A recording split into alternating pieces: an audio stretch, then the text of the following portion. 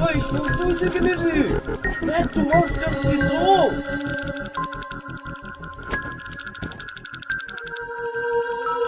কি রে কোন পাইতে লাগলেছে? পাচ্ছি কারণ তাই শব্দ হবে না বস। এই সবার দিকে যাও বলে এটা নিচু করে। এই উঠ ধরে টানি টানি যা মালাতে সব জায়গা। ঠিক আছে বস।